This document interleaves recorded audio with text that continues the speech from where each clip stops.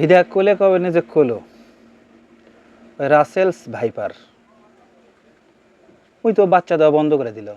এমন অবস্থা হয়েছিল গোটাল বাংলাদেশের মানুষের, ওই ঘরের মধ্যে থাকবো না, এখন পারলে সাপের খুন্দুকের মধ্যে ঢুকতে পারলে বা সেই রাসেল ভাইপার লিয়া মনে করেন যে এমন অবস্থা, ফেসবুক থেকে শুরু করে ওই প্রিন্ট মিডিয়া আর মনে করেন যে ওই ইলেকট্রনিক মিডিয়া যেটাই কন, এমন মাতামাতি ভাই। যারা মনে করেন যে সেই সময় এগুলো নিউজ টিউজ দেখছেন তারা অবশ্যই মনে আছে, সবলির মনে আছে যে রাসেল ভাইপার মানুষের মাথার ওপর কিভাবে চাপে পড়ছিল। মানে এমন এমন নিউজ বুঝছেন, যেটি সাপ মারে খালি রাসেল ভাইপার মরে, খালি রাসেল ভাইপার মরে, মনে করেন যে এমন অবস্থা হলো। শেষে রাসেল ভাইপার মায়ের পারলে বকশিস দেওয়া হবে, পুরস্কৃত করা হবে, টাকা দেওয়া হবে, মেলা রকমের মনে করেন প্রচারণা এই সেই মিলে আওয়ামী লীগের এক নেতা তো ওখানে ঘোষণা দিয়ে বসলো যে রাসেল ভাইপার মারা পারলেই মনে করেন যে 5,000 টাকা 10,000 টাকা যা ইঙ্গে করে পাবি, মনে করেন যে টাকা দিবি। হঠাৎ করে এই যে মনে করেন যে এই বৈষম্য বিরোধী আন্দোলন শুরু হলো বুঝছেন, এখানে রাসেল ভাইপার একেবারে চটিমুটি বান্ধেলে বুঝছেন, বাচ্চা কাচ্চা সব দেওয়া বন্ধ করে দিয়ে রাসেল ভাইকে শিপি দিয়ে দিল। আর কোনো রেসপন্স নাই রাসেল ভাইপারের। ভাই মূল ঘটনা হলো বুঝছেন, ওদের মাঝে মাঝে কয় না রিউমার ছড়াচ্ছে, গুজব ছড়াবেন না। মানে বিগত একটা সরকার আসলো, তার তো মূল ইয়েই আসলো যে আপনারা গুজব ছড়াবেন না, যে কোনো জিনিস নিয়ে গুজব থেকে বিরত থাকুন। কিন্তু তাদের মূল উদ্দেশ্যই ছিল বা মূল কাজই ছিল হলো যে কোনো বিষয় নিয়ে গুজব ছড়ানো। সংবাদ মাধ্যমগুলো বুঝছেন গুজব ছড়ানোর সবচেয়ে বড় মাধ্যম।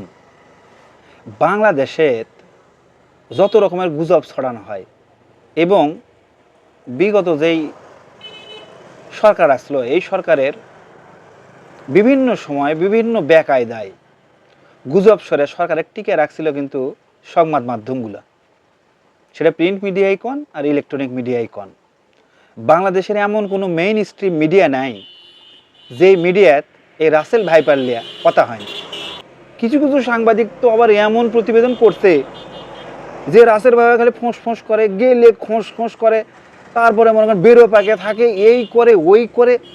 একবার ইলেকট্রনিক মিডিয়ার বড় মিডিয়ার সাংবাদিকগুলো এমন এমন প্রতিবেদন করছিল, রাসেল ভাইপার বলে একসাথে 50টা 60টা 80টা পর্যন্ত বাচ্চা দেয়।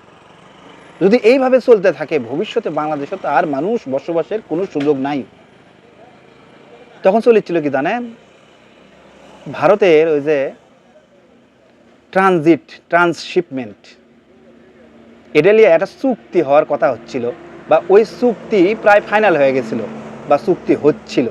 এইরকম পরিস্থিতিতে যখন গোটাল বাংলাদেশের মানুষ সোচ্চার হয়েছিল বুঝছেন, ওই ট্রান্সশিপমেন্ট ভারতের সাথে যেই মানে স্বার্থবিরোধী, বাংলাদেশের স্বার্থবিরোধী যে চুক্তিটা করবার গেছিল সরকার, সেই চুক্তি যখন একবারে গণমানুষের প্রত্যেকের কানে কানে পৌঁছে গেল এবং মানুষ সোচ্চার হলো, সেই সময় সাংবাদিকেরা সরকারের এই পৃষ্ঠপোষকতা করে, সাংবাদিকরা দালালি করে এই রাসেল ভাইপারের মনে করেন 20, 30, 50, 80টা করে বাচ্চা বিয়ান শুরু করে দিল।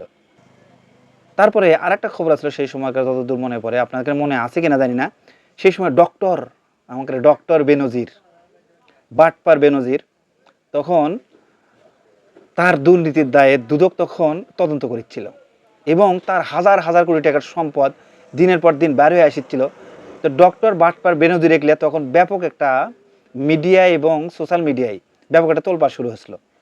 এটা ধামাচাপা দেওয়ার জন্য, এটা ঢাকার জন্যে সরকারের ট্রান্সশিপমেন্ট এবং সরকারের সবচেয়ে বড় সহায়ক শক্তি ছিল ডক্টর বেনজির, তার এই দুর্নীতি ঢাকার জন্যে, ধামাচাপা দেওয়ার জন্য, গুজব ছড়ানোর জন্যে সংবাদপত্রে লেখালেখি, ইলেকট্রিক মিডিয়ায় সরাসরি প্রতিবেদন, এরই মাধ্যমে সরকারে ফায়দা দেওয়ার জন্যে, বেনজির বাঁচানোর জন্যে এইরকম সংবাদ মাধ্যম গুজব ছড়াছিল। বাংলাদেশের সংবাদপত্র এবং সংবাদ মাধ্যম, ইলেকট্রনিক এবং প্রিন্ট মিডিয়াগুলা যে তাদের চরিত্র কোন জায়গায় গেলে একটা অবৈধ জিনিসকে প্রতিষ্ঠা করার জন্য, অবৈধ জিনিসকে বৈধতা দেওয়ার জন্য এরা অবৈধ এবং স্বৈরাচারের পক্ষে দাঁড়াতেও দ্বিধাবোধ করে না। তার উৎকৃষ্ট প্রমাণ হলো রাসেল ভাইপার। এই বৈষম্য বিরোধী আন্দোলন গেছে, রাসেল ভাইপার গেছে, রাসেল ভাইপার আর বাচ্চা দিচ্ছে না, রাসেল ভাইপার আর গোটা বাংলাদেশ মিলে। আপনি যদি এখন করেন একটা মলম বানামো, রাসেল ভাইপার দিয়ে একটা তাবিজ বানামো, বিশ্বাস করেন একটা তাবিজ বানানোর জন্য একটা রাসেল ভাইপার আপনি খুঁজে পাবেন না। এই হলো বাংলাদেশের অবস্থা, আর এই হলো বাংলাদেশের সাংবাদিক, বাংলাদেশের সংবাদপত্র, গণমাধ্যম। এই জায়গার থেকে সবাই যদি সরে আসেন, তবেই আমাদের দেশটা সুখী সমৃদ্ধ হবে, মানুষের অধিকার বজায় থাকবি। আপনারাই যদি অধিকার নিয়ে কথা না কন, আপনারা যদি চামচামি করেন, দালালি করেন, গুজব ছড়ান, তাহলে মানুষ কখনোই স্বাধীনভাবে বাংলাদেশে বসবাস করতে পারবে না, আর আপনারাও কোনোদিনও স্বাধীনভাবে সাংবাদিকতা করতে পারবেন না। তো সবার প্রতি আমার অনুরোধ থাকবে, বুঝছেন, আপনারা যার কথা শোনে, যার কথা মানুষ আমলে লাই, যার কথা মানুষ মাথার মধ্যে লাই, এই মানুষগুলো অন্ততপক্ষে এরকম গুজব ছড়ানোর থেকে ভবিষ্যতে বিরত থাকবেন। এই আহ্বান জানিয়ে আজকের মতো বিদায় নিচ্ছি। আসসালামু আলাইকুম রহমতুল্লাহ।